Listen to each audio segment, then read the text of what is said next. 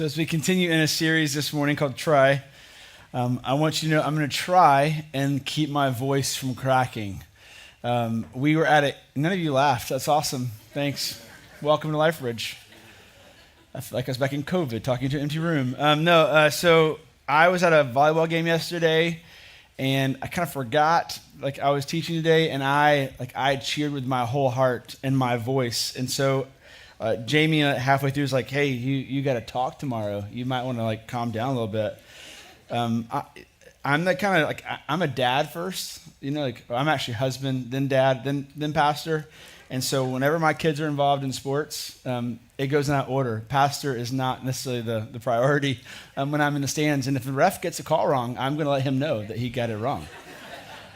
I mean, I'm so. I just gave people permission that I shouldn't have. Act like a follower of Jesus wherever you are today. So we're in this series called Try, and it's all about trying something maybe new or for the first time. We define try this way: to make an attempt or an effort to do something. I have told everyone I'm trying to do a handstand, and I think I'm there. But keep working on it. I'm also trying to disconnect from my phone. So when I get home, I use this app called The Brick, and it shuts off apps so that I can not worry about email. I cannot worry about bank accounts or Safari or YouTube. They're all they're nothing. So I'm trying those things. We're going to challenge you to try things throughout the series. Now, today's a little different. So before we jump into what today's topic is, we're going to take a pause, a little break. And I'm going to just encourage you to try something maybe you never tried before. I'm going to call this a family meeting. If LifeBridge Church is your home, if you've been influenced by this ministry, if maybe God's challenged your life or changed your life or transformed your life, then this is for you. If you're hanging out, if you're invited by a friend, you're a guest, or you're hey, we're checking this out, just hang tight with us. We're in this process called For Future Generations, and it's a campaign to expand our property. This room has every chair that we own. This is as big as it can get. It was originally designed to be a little bigger. And so we are in the process of expanding our campus to create a new auditorium and a state-of-the-art facility for the next generation. Our vision at this church is to lead the next generation into a life in love with Jesus. We constantly want to keep that as our focus. Now, that doesn't mean that all other generations are useless. We need every single generation to play their part.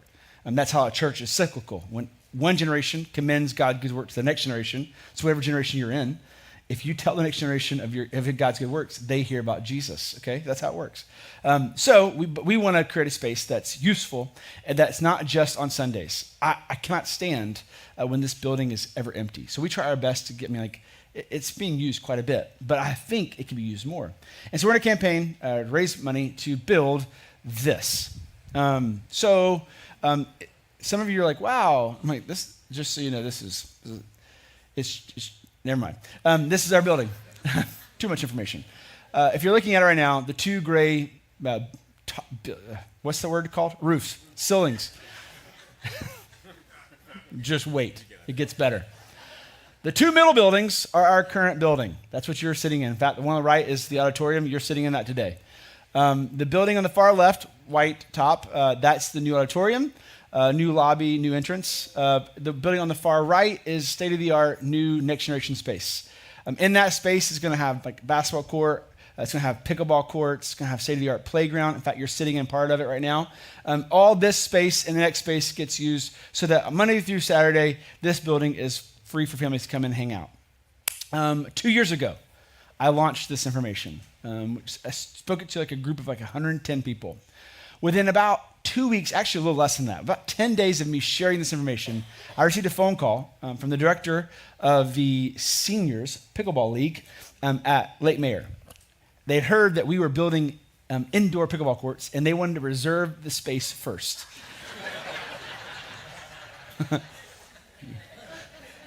Awesome. I'll put you on the 2-year schedule. We're approaching the 2-year mark. December 31st is the end of our campaign. But nonetheless, we want to create a space where people can come year-round. And in all honesty, June, July, August, September, if you were to go over to Lake Mayer and get on one of those playgrounds, you will lose a layer of skin. And the playground will burn flesh off of you. Playing pickleball at 3 o'clock, 4 o'clock in the afternoon is not possible. You will sweat to death. creating a space where people can come inside and do those things, where there is air conditioning, creating a space where you can play indoor pickleball for the fun or for the league, whichever you choose to play, is like our dream, that this place would be a space where people come in and they just walk into it. And so we've been on this campaign, raising money. We have had $1 million pledged towards this effort. And we're sitting right around $700,000 given. Campaign ends December 31st. I had a meeting about a month ago. We call these things vision gatherings, where I shared we had a little bit of a problem. And the problem is the money needed to build our new auditorium on the back, which was the goal. We were going to build a new auditorium, move us into it, and then gut this. Okay, that was the whole plan. There's about $1 million shy with what the bank wanted to lend and what we had raised versus what was needed to build. And so we were kind of stuck.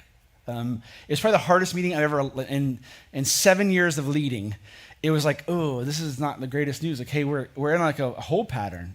We don't have the money. The bank's willing to lend this much, which is not enough, and this is what it costs to build. So we're just sitting here in limbo. So I called every person I knew into the room, elders, general contractor, architect, civil engineer, all these people, and we began to brainstorm, like, how do we like make this happen? And so what we came out with was a very creative idea that would give us space to continue growing while we continue to raise money. So I'm telling you this morning, and I'm actually going to ask you a question.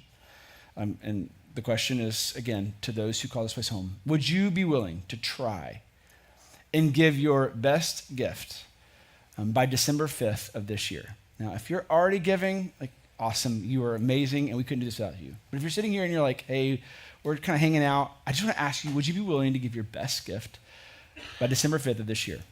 The goal and what we're going to do is we're going to build the front building first. With all the glass you see in the front, that building right there.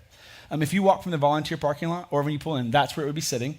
That volunteer parking lot, which is right behind us, you get a little kind of disheveled in this place. Right there is a parking lot. It would no longer be there. This building would stand there. That building is 5,000 square foot. We are currently sitting in 2,600 square feet. So by building it first, it allows us to kind of make our auditorium portable. We'd move us into that space, okay? And this is just for a season. This is not forever. Moving into that space allows us to keep growing. It allows more adults to keep coming. And the great thing about you guys coming is you bring a lot of kids with you. Our capacity is not necessarily the issue. It's the capacity we're facing back there. By moving us into a new room, we would leave this wall up for a season. It allows our kids' space to actually grow into more space. This can now be used for kids. It allows our church to continue growing. And as we continue growing, it allows us to raise more funds to then build the auditorium in the back. So that is our new goal. Now here's what I'm asking. Would you be willing to give your best gift on December 5th? I don't want you to feel pressure. I'm not trying to take money from you. If you give to the Future Generations campaign, just so you know, it is locked funds. I can't use it for anything. I can't pay an electricity bill. I can't pay a mortgage payment. It is locked. It is sitting aside for only building for future generations stuff. If you choose to give, that is between you and God. This is not I'm going to call you. I'm not going to hound you. I'm not going to try to finagle you. Let's have a meet. I'm not going to do these things. I'm just asking, would you be willing to pray and be willing to try to give your best gift so we could try this, we could do this. And more than anything, I'm inviting you to be a part of a journey where we continue to invest and do things that no other church is doing in our city, in an effort that this church becomes a catalyst that more churches try. They try to rethink their facilities. 2 years ago, I did some math, and the math has changed drastically. The millions of square footage that sit empty Monday through Saturday in the Savannah area is saddening, sickening in a lot of areas. We have all these churches with capacity and space to do something. And I don't want to be a part of that statistic. I want to put the number. I want to have square footage that's being used for people to come in and have fun, for people to come in and have small groups or meetings, but yet also that Jesus would be made known. And so I hope that we can join together and be a catalyst to make this happen. So would you try? Don't feel any guilt or pressure. By December 5th, that's actually beginning of December, because my hope is that we can actually petition the bank this Wednesday. I have a meeting with them. CDF Capital, if you're interested in learning who they are, they only build churches, they only fund churches. CDF Capital will be on our property this Wednesday, and I'm going to have every person in our team together, and we're going to petition them to give us funds that we could start in December of this year. We already have our civil permit. Like, I have the civil permit in hand. Like, we can go shovel dirt right now. And if you'd like to help me, that'd be awesome. You know, we got a lot of trees to cut down, a lot of things to move as we're going to build some stuff, as we got to create a park. In that first picture, we have a parking lot that's going way far out there. Anyways, we have that in hand. It's ready. We just need the bank to support the decision and to help with the funding so that we can start in December. That's all I'm saying. Just pray about it. And if you're like, we can't, awesome. But I would ask that you would try, and let's see what God does. We're in this series called Try. Ta-da, done. I won't say anymore. Trying is making an attempt or an effort to do something. The truth about today, and today's topic, is less about what you're trying. It's actually more encouragement of what God's challenged you to try. Motivation has a shelf life of around 48 hours. If you're like, leave here today and you're motivated to do something and you don't do something, within 2 days, you will not have done anything. Okay? Like, that's how motivation works. If your motivation to like, I'm going to go to the gym today. If you don't go today, you probably won't go tomorrow. And if you don't go tomorrow, the chances of you actually going at all this week is really thin because motivation is gone. All right? So today is an effort to just speak some motivation into you, to speak some encouragement into you, to keep trying. Because here's the truth, and you can't argue with me. The truth is this: we all love comfort. We do. We love comfort. In fact, this is a funny tangent, and just hang with me because it hit me, and I'm going to share it with you. In an effort to get more seats in this room, we entertained a different chair. It was plastic. And I had like 30 people try out this plastic chair. And you know what we found out? It wasn't as comfortable as these chairs. So that's why you're still sitting in these chairs. Because comfort is a big deal. We love comfort. We buy couches and beds and cars. And we live in places all because we love comfort. And not only do we love comfort, we love stability. We like control. Ooh, we do. Some of you are like, I'm not controlling. I didn't say you're controlling. I said you like control. You like to know things. You like to plan. You like direction. You like knowing what to expect. It's so interesting. Like, as I internally research myself upon these statements, like when I say plans, I'm not like a huge planning kind of person. I like spontaneous, but I like to plan my spontaneous. Does that mean like, you can't be spontaneous for me. I want to be the spontaneous person and tell you where I want to be spontaneous, right? That's control, just so everybody knows.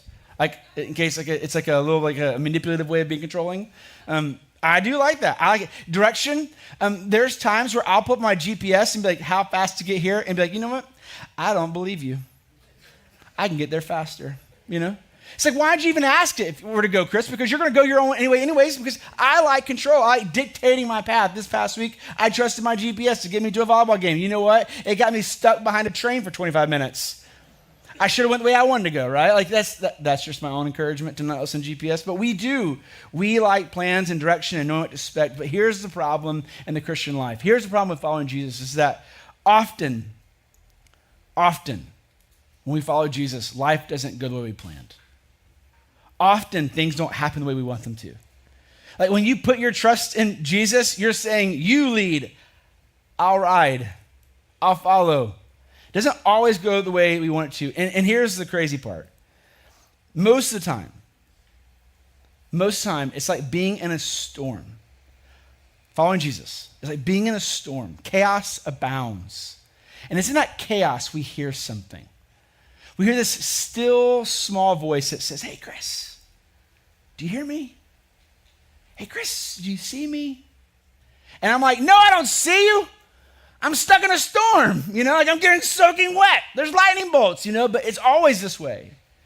That Jesus shows up in the craziest moments of my life. He shows up in the most chaotic moments of my life. And I just want you all to hang with this. Faith doesn't begin when storms end, when chaos goes away. It actually begins when you try trusting Jesus in the middle of it. This whole morning is all about trusting Jesus in the middle of it. You pick it. All right? You can pick it. Whatever it is to you, you pick it. What is it like to trust Jesus in the middle of it? We're going to be in a story today. And this story is one that most people know. You've probably read it. You've listened to it. I mean, even if you're like new to church, you've probably heard this story at some point in time. But it comes out of the book of Matthew, starting in Matthew chapter 14, starting in verse 22. And I'm doing all kinds of things wrong. I just turned my notes off. I can't move my Bible. Here we go. Matthew 14, starting in verse 22, it says these words. Immediately after this, Jesus just got some really bad news. A friend, a companion, someone that he was born close to had been murdered, been killed. John the Baptist had just been killed. And so this news had come to him, and he's in the presence of a whole bunch of people. And getting news like this in the midst of people is not the easiest thing to do. Like, I equate this situation. I read a personal biography of George W. Bush, and he spent like a good portion of the book talking about the day that he got the news that America had been attacked. Okay, so if you go back to 9/11, President Bush is sitting in an elementary school, surrounded by elementary-age kids, getting ready to read a little story to them, when Secret Service walks up to him and says, "I think our nation's under attack." And it's really cool in the book because they give you links and videos to watch the president get this information, and to watch him stay calm, and to realize I can't panic. I can't freak out in this moment because I've got all these little kids watching me, and the news is here, and he's in this moment where he's just got news that's like, oh my gosh, this is crazy. But he must keep his composure. Jesus has just gotten news that his best friend, the one who's prepared the way for Jesus, has been killed. But yet he's not running away. He's not fleeing. He does what he was there to do. He actually feeds 5,000 people. He multiplies fish and loaves and cares for these people. And then he begins to move on. So that's when it says immediately after this, that's what this was. It was a little bit of chaos, a little bit of heartache, a little bit of hurting, a little bit of sorrow and pain. It says immediately after this, Jesus insisted that his disciples get back into the boat and cross to the other side of the lake while he sent people home. After sending them home, he went up to the hills by himself to pray. Night fell while he was there alone. Meanwhile, the disciples were in trouble far away from land. Let me say that again because it fell out of order. Meanwhile, the disciples were in trouble far away from land, for a strong wind had risen, and they were fighting heavy waves. Goodness gracious. There was a strong wind had risen, and they are fighting heavy waves. About 3 o'clock in the morning, Jesus came toward them walking on the water. When the disciples saw him walking on the water, they were terrified. In fear, they cried out, "It's a ghost!" As a kid growing up, there was something in me that wanted to be like Jesus. And I really don't care who you are. You don't have to be a Christ follower. There was something intriguing. I grew up around water. I always wanted to try to walk on water. Anybody else in the room try to do that as a kid? Okay, listen.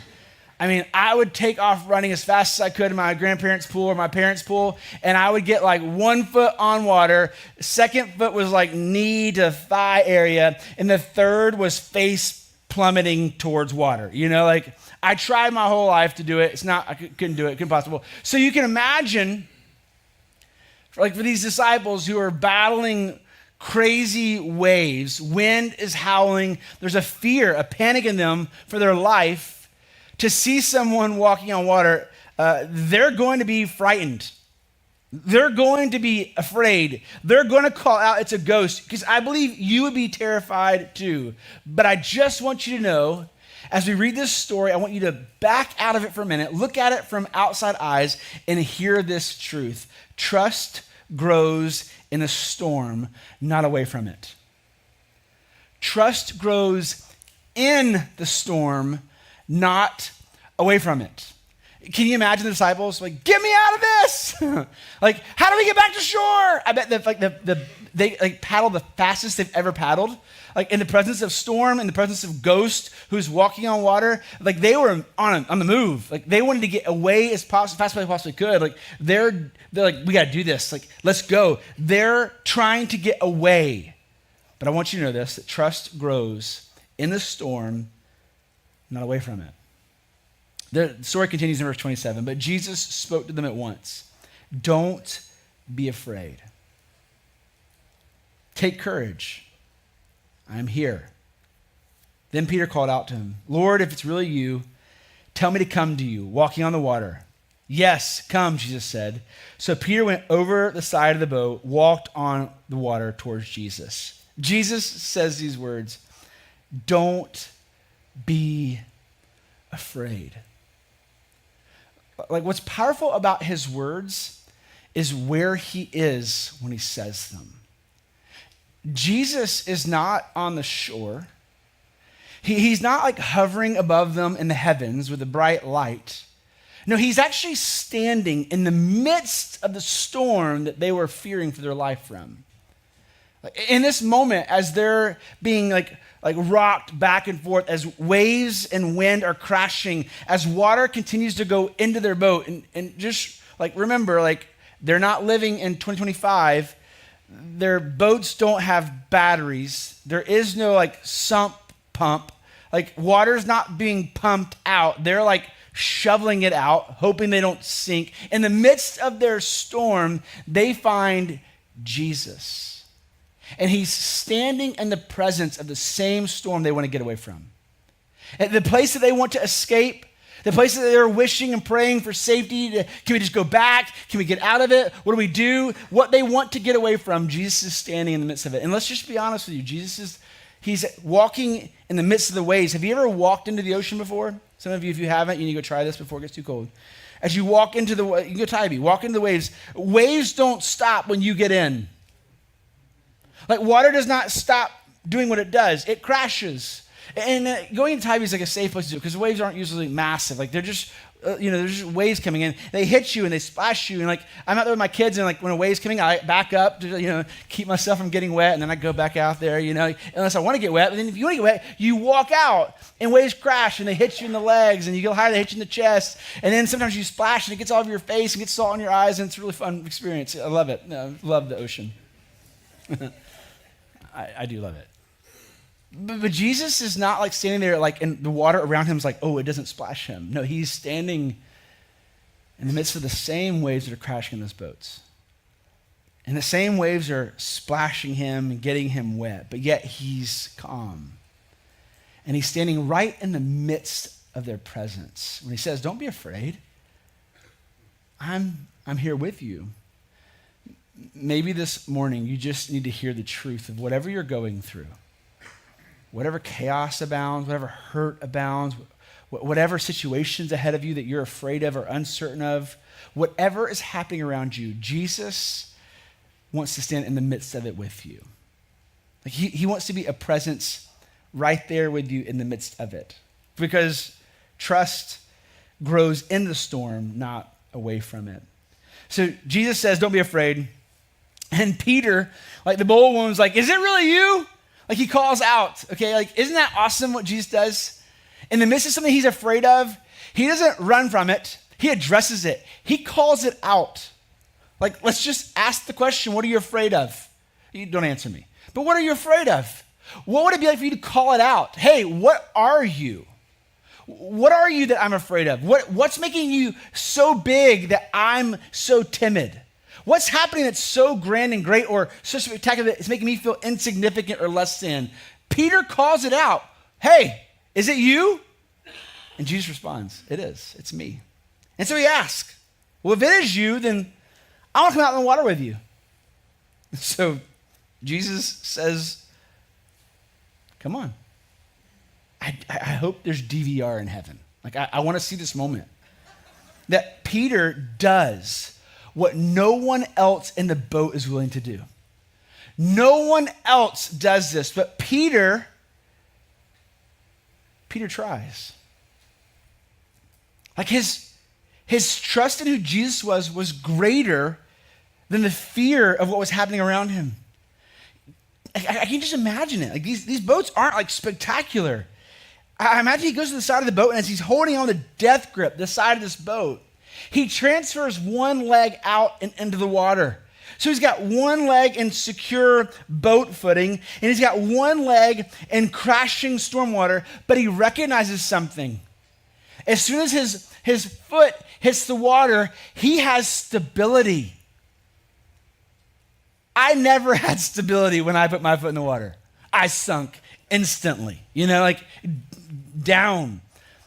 But Peter, as he keeps his eyes focused on Jesus, he puts his foot out and realizes, I'm not sinking. And so he brings his other leg out. And now his weight is no longer secured by the strength of the boat, but he's actually got his weight securely placed in the raging storm water. And as he looks at Jesus, he begins to approach him. It's here that many of us face a very hard tension. Many of us in the room, we want to trust Jesus. We want to trust Jesus in the midst of the storm, but here's the problem for most of us. Most of us, we're like, hey, I'll come out there if you'll just calm the waters. Jesus, I'll trust you if you'll just get me out of this situation. If you'll just rescue me from this, I'll trust you. If you'll just provide here, you have my whole life, even the students in the room. If you'll just get me through this friendship, if you'll just help me pass this test, if you just whatever, then you'll have my complete trust. But that's not how Peter did it. For many of us, we want the storm to stop before we trust God. But trust grows in the storm, not away from it. Peter walked on what everyone else was afraid of. Just hold on to that for a moment. Peter stepped into what everyone else was afraid of. You see, that's what trust does. It walks on top of what others sink in. What does that mean, Chris? That's great hyperbole. It means that when you trust Jesus in the midst of the storm, everyone sees your life. Everyone takes note of your secure footing. It doesn't mean that things end up the way that you want them to end up. It doesn't mean things that go well or smooth. It means that in the midst of chaos, they see you have secure footing. That you're not responding like Chris would if you threw me out in the middle of a raging storm. I would scream for my life, help! See me! Throw a life vest or something. You would see me lose my mind. If you just saw me lose my mind at the volleyball game a couple days ago, you'd be like, that's how Chris would respond if he was drowning. That's how Chris responds. I'm loud. I'll get your attention. Save me. But when we trust Jesus in the midst of a storm, we're not afraid. We're not fearful of the unknown or tomorrow. In fact, we're not even afraid of failure. Why? Because failure doesn't define who we are. So as we watch Peter, we see that he has this faith, and it's growing in the midst of the storm as he trusts Jesus, not away from it. He's in the presence of it. The story continues. But when he saw the strong wind and waves, this is Peter, he was terrified and began to sink. Save me, Lord, he shouted. Jesus immediately reached out and grabbed him. You have so little faith, Jesus said. Why did you doubt me? When they climbed back in the boat, the wind stopped. Then the disciples worshiped him. You really are the Son of God, they exclaimed. A couple of things I can't help but stop and talk about for a moment. When he saw the strong waves, he was terrified and began to sink. He didn't just sunk, Peter didn't just disappear into the water. He slowly began to sink. I equate it to like quicksand. You step in quicksand, you slowly begin to sink. Peter is starting to realize, hey, something's happening. I'm no longer standing on, I'm starting to stand under. I'm going down. He has this recognizing moment. And so in that moment, he cries out. And his cry out is for Jesus to save him. Just so everybody's on the same page, I got to say this. Jesus didn't fail Peter because Peter began to sink. Peter lost focus. Jesus didn't walk away, disappear. He become less powerful, less authoritative over the water or the wind. Nothing happened with him. Peter lost his focus. He stopped looking at Jesus. And in his not looking at Jesus, he became fully aware of everything around him. When his focus was on Jesus, nothing else mattered. This is the big deal on why we should try trust. And we always try trust in the middle of chaos, in the middle of storms, not on the outside of it. We step in the middle of it because it's the moment where we can see everything around us, so we can say, hey, Jesus, where are you in the midst of this? Like Peter's struggle became real when his focus was turned from Jesus.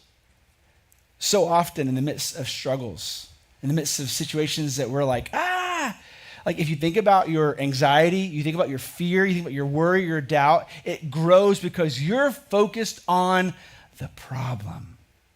You see what's happening. There's been so many occasions that I can't even, I wake up in the middle of the night and there's like a thing I'm working through. It started off as a dream and then became like a reality. I woke up from oh, that's actually what my mind's working on. How do I fix this? And I come to this conclusion, there's nothing that I can do in this moment to fix the situation I'm facing. I feel helpless. It's not the greatest feeling in the world. And I have two choices, only two.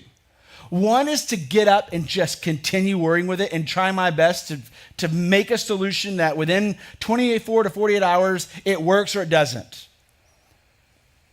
Or I can reframe my focus and begin speaking the wisdom and truth of Scripture, just like Peter cried out to you, Jesus. I'm going to cry out. Hey, I'm in the midst of a thought I cannot shake. I'm in the midst of a fear that I can't escape from. I'm in the midst of a doubt or the worry that I don't know the outcome, God. I don't know how to get through it. I don't see a plan through it. I'm afraid or worried if they find out, if I make the wrong choice. It doesn't just hurt me, it hurts somebody. All these things, and I can either stick to it, hang out in it, and drown. Or I can do what Peter did and cry out. Shift my focus. Jesus, where are you in this? What do you want me to see? What am I missing? What do you want to teach me? Why? Because trust is built in the middle of it, not on the outside of it. He stopped looking at Jesus and started looking at the wind. And what we learn in this moment is that trust isn't about certainty. It's all about the focus. Trust isn't about certainty. We don't trust because we're like, oh, it's certain. We don't know certain. Trust is all about what we're focused on. Jesus. And Jesus immediately caught him. I mean, at least Peter did the right thing. He like, Jesus, save me. And he's like, here I am. And Jesus doesn't come in with this like, what is wrong with you, Peter? Sometimes we read these words, and I think we read them with an attitude, as if we're talking to our kids. You can laugh there. Thanks for the confidence boost. Sometimes I read through these scriptures and I'm like, oh, I read it as if I was like, you have so little faith, what's wrong with you? But I don't think Jesus actually read that way. I think he actually read it from like a friendship point of view. Like, why did you doubt me? I've been there all along. I've never once left you. I've always kept you. In fact, in the midst of the storm, I was in the presence of it with you. Why did you doubt me? I think this was more of an invitation from Jesus. An invitation to trust him in an area of their life that they never trusted him. And it was in that moment that they actually recognized. So they get back in the boat, and what happens? Everything goes calm. Everything goes still. And it's in that moment, in the midst of what they just went through, that they recognize who he is. God, you are the Messiah. You are God. Even the wind and waves obey him.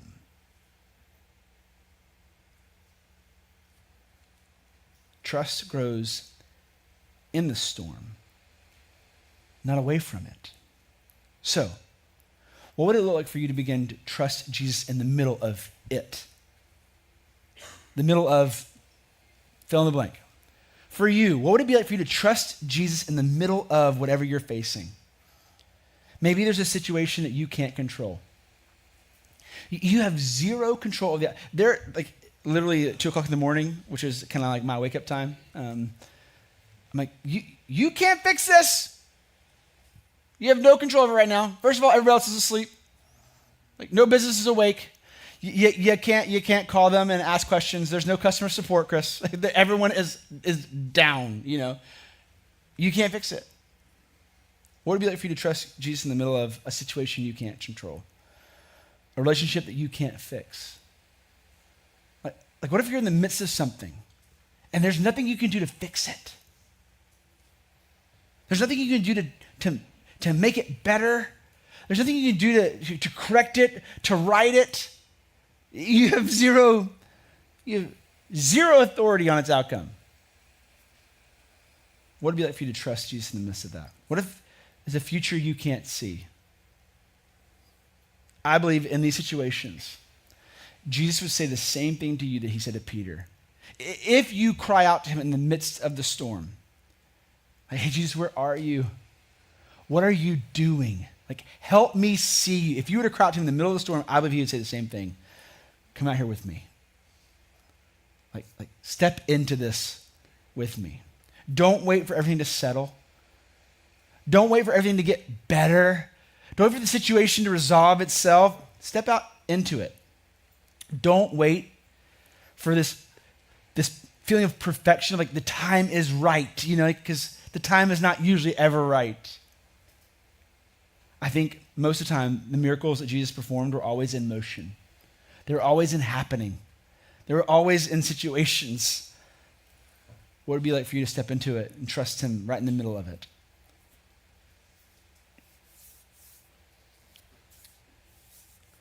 Like real specific. I wrote these down because they probably meant a lot to me, and so I don't want to skip over them. This week, what if you tried trusting Jesus in an area that you've been holding back? Maybe trusting him with your finances. Like, I don't talk about money often, but I will be honest with you. Money consumes most of our thoughts. We live in a world that you really can't function without it. You never have enough of it. And even if you did have enough of it, it wouldn't be enough. Does that make sense? Like, that's just how it goes. And so we live life chasing it, desiring it, wanting it, needing it, longing for it. And just as soon as we get some of it, it's like, oh, didn't get me where I thought it would. That's why we dream about winning the lottery. At least that's what I do. Because it'll be sufficient if I win the 300 million. No, you'll just have 300 million people coming for your millions. That's what happens. What would it be like for you to trust God with your finances? What would it be like for you to trust God with your kids? I think there's a lot of times where, because we long for control, sometimes when our little humans don't follow in our control, it makes us feel as parents like we're messed up or we're broken. Like our kids have the greatest power over our insecurities. Sometimes God's like, hey, you need a little bit of detachment there. Your kids don't define you. They do reveal some things about you. They don't define you. They don't tell you who you are. Only Jesus does that. Maybe you need to trust him with your kids. Maybe you need to trust him with the direction of your future. Maybe what you're running after, what you're pursuing, maybe he's like, hey, I need you to let go of that and trust me with it. Ask me in the midst of the storm, where are you? What are you doing? Whatever it is, I want you to try trusting this week. And I think we might just find something. We might find that the very thing that threatened to drown us might be the very thing that he uses to build our faith. For me, how this works is I get up in the morning, and for right now, pray for me, I stretch.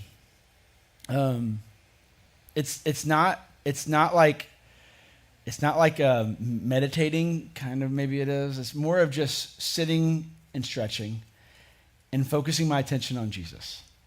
This Bible study I'm doing right now called Practicing the Way talks about like working mentally to get your eyes fixed on Jesus, your mind fixed on Jesus, your thoughts, your wants, your dreams, your desires fixed. And that takes a lot of work for me because I chase squirrels all day long in my head, like I'm sitting there and I'm like, oh, it's a little warm. I should turn the air conditioning on. My phone rang. I should pick it up, Like I think the dishwasher stopped. I should probably go unload that. I had to sit and work for a fixed attention. And so I'll sit and I'll focus my thoughts. on who Jesus is. Where is he? What do I see him doing? What has he done for me recently? Where has he made a way? Where is he working? And as I fix my thoughts on him, I'm able to begin working through some of the areas where I lack trust. I have insecurities. I want control. I want to fix something. I want someone to know I'm right and they're wrong. It's these areas I can sit and bring them. And in a moment of, I would say, peace, he's able to remind me, Chris, I'm with you. I'm right there in the midst of this with you. I see your problem.